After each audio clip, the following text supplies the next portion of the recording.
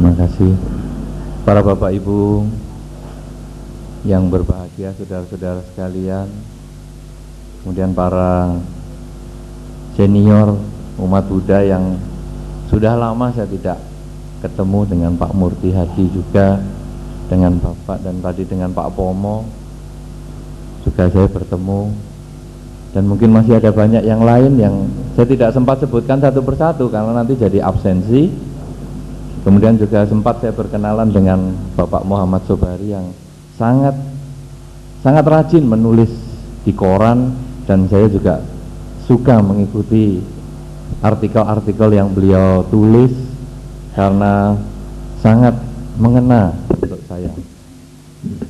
Saudara-saudara, para Bapak Ibu dan tamu undangan yang berbahagia, malam hari ini memang kita akan mencoba berbagi cerita. Saya sepakat sekali dengan apa yang disampaikan oleh Ketua Panitia tadi. Anda tidak harus nanti menerima apa yang saya sampaikan, tetapi Anda paling tidak punya tambahan wawasan. Oh, ada orang yang berpikir seperti itu. Masalahnya nanti Anda cocok atau tidak itu urusan lain. Nah, apalagi yang kita bahas satu problem yang sebetulnya sangat subjektif, yaitu tentang tujuan hidup. Karena semua orang kalau ditanya tentang tujuan hidup, jawabnya aneh-aneh. Beberapa waktu yang lalu saya ketemu dengan seorang dokter yang cukup terkenal dan suka sekali membaca buku.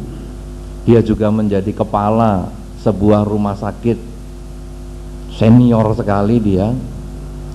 Katanya dia, wah, hidup saya ini hanya untuk membaca, katanya. Saya tanya, berapa buku yang sudah dibaca? Wih, ribuan sudah. Saya tidak bisa hidup tanpa membaca. Paling sedikit saya baca koran. Kalau tidak baca koran tidak bisa tidur, katanya. Wah, saya heran. Saya ngomong, wah, padahal saya kalau tidak berbaring yang susah tidur.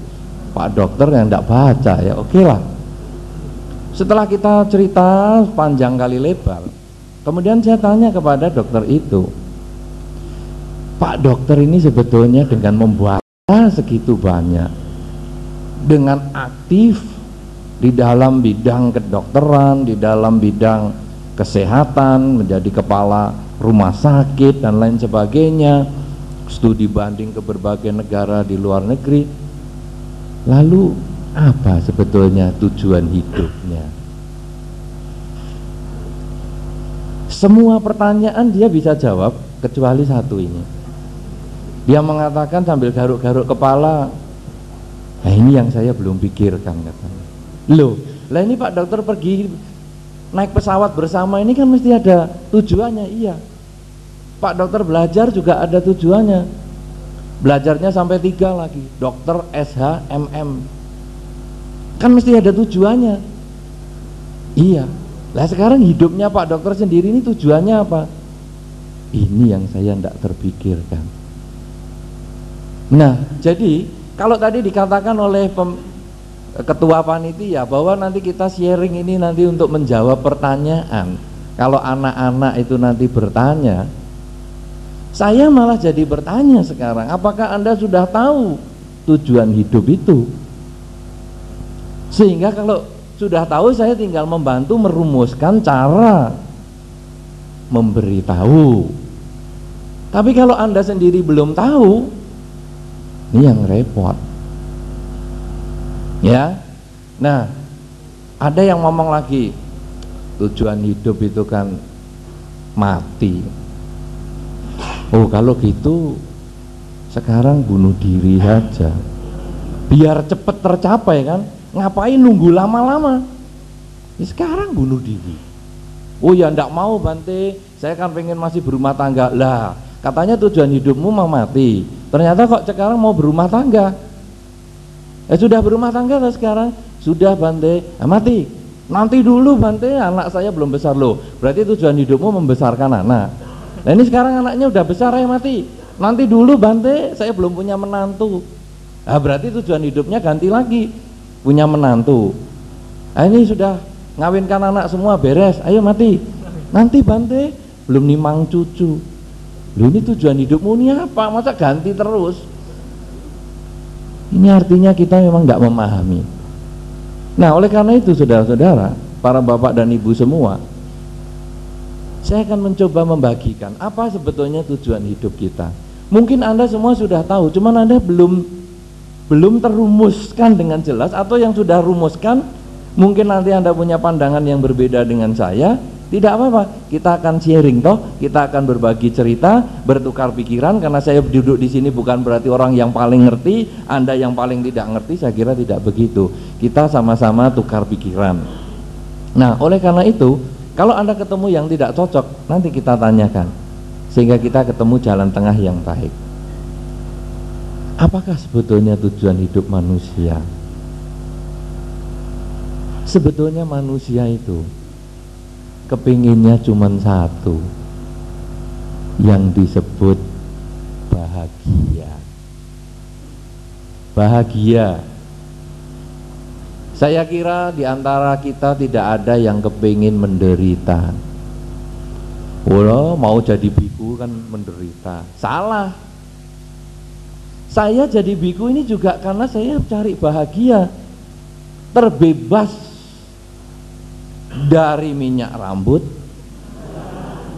terbebas dari sisir, terbebas dari jas-jasan. Saya bahagia dengan cara begini. Jadi saya juga mencari bahagia. Loh, kan malam tidak makan, loh itu lebih bahagia lagi. Saya bisa dengarkan ceramah tanpa terganggu perut saya. Kalau yang biasa malam makan kan sudah jamnya nanti bunyi, stres. Saya kan santai-santai tunggu besok. Nah, jadi menjadi biku pun adalah untuk mencari bahagia. Karena itu sebetulnya semua manusia kepingin bahagia. Nah, sekarang kita akan mencoba apa level bahagia yang kita bisa kenalkan sekarang.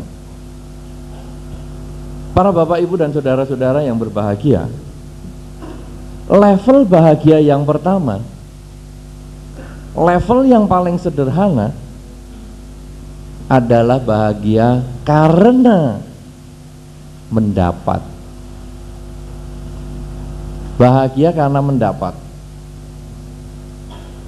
Contoh, anak kecil nangis karena takut ada ledakan. Nangis anak kecil, terus digendong, tenang, itu hanya sound system, tenang, lega dia. Bahagia mendapat rangkulan, diem. Nangis lagi, lapar, kasih susu, diem. Ini bahagia karena mendapat. Sekolah, hore, dapat 3. Saya kira tidak. Hore, dapat 8. Mendapat, senang, bahagia. Hore, dapat 10, bahagia. Hore, naik kelas, bahagia. Bahagia karena mendapat. Nanti sudah gede, lulus, hore, dapat gaji. Bahagia karena mendapat. Hore, dapat pacar. Bahagia karena mendapat. Hore, dapat rumah. Hore, dapat apa? Dapat. Itu adalah kebahagiaan level 1. Itu tujuan awal. Tetapi kebahagiaan karena mendapat ini sebetulnya bukan hanya manusia. Kucing juga sama. Kita sedang makan, meong, kasih kerupuk, diem, karena dia sibuk makan. Meong lagi, kasih lagi, diem. Bahagia karena mendapat, itu sebetulnya masih level awal. Makhluk, bukan manusia pun bisa. Kucing bisa. Burung, Anda yang pelihara di rumah burung, wah, kalau kita datang burung terbang di dalam sangkarnya, lari sana lari sini, terus kita kasih, diem, bahagia karena mendapat. Anda punya ikan koi, begitu kita di pinggir kolam, dia mepet di badan kita, deket kita. Begitu dikasih makanan, dia diem. Begitu kan? Ya, dan Anda bisa kembangkan itu. Apa saja binatang di sekitar kita, begitu dia mendapat apa yang dia inginkan, dia diem. Level kita bahagia karena mendapat, boleh. Tetapi apakah hanya sampai di situ? Saya senang bisa numpuk uang sekian banyak. Itu bahagia karena mendapat. Untuk apa tuh uang? Bisa beli rumah, nggak bisa beli kebahagiaan rumah tangga. Bisa beli obat, nggak bisa beli kesehatan. Untuk apa? Nah, saudara-saudara, bahagia level 1 ini bahagia mendapat. Maka pada malam hari ini saya akan mencoba menawarkan kebahagiaan level yang kedua. Sebagai tujuan hidup kita yang kedua adalah kebahagiaan karena memberi. Memberi. Ini bahagia jenis lain. Ketika Anda melihat pengemis di perempatan jalan, kemudian Anda bisa membagikan uang kepada dia, dan Anda melihat senyumnya dia, Anda juga happy. Happy yang Anda alami ini, kebahagiaan yang Anda alami ini, sebetulnya adalah level yang kedua. Bahagia karena Anda bisa membahagiakan pihak lain. Ketika melihat kucing meong-meong, kemudian Anda kasih kerupuk dan dia diem, Anda tersenyum. Anda bahagia karena Anda memberi. Itulah kebahagiaan level 2. Tetapi tentu memberi ini bukan secara materi. Memberi ini bisa berarti secara batin. Memberikan perhatian, memberikan kasih sayang. Itu adalah level kebahagiaan yang kedua. Satu contoh, saudara-saudara. Kalau sekarang Anda yang sudah bersuami atau beristri, banyak di sini yang punya suami atau istri? Boleh tunjuk jari yang punya suami dan istri dan yang masih punya. Karena saya pernah punya tapi sudah tidak ada lah. Yang masih punya suami dan istri hanya 2 orang ya. 2 orang, saya khawatir yang di sana istrinya, yang di depan suaminya. Boleh lihat berapa yang punya suami dan istri? Satu aja, salah satu yang nunjuk. Cuma satu, 2, 3. Oh banyak, bagus. Baik, sudah banyak, saya lega. Yang punya pacar? Mahasiswa ini, moderator sudah punya pacar? Oh belum punya pacar, boleh nanti. Nah saudara-saudara, Anda yang sudah pasangan hidup, sudah punya suami atau punya istri, Anda yang sudah berpacaran, atau Anda yang punya sahabat, mungkin satu ketika Anda terlibat percekcokan.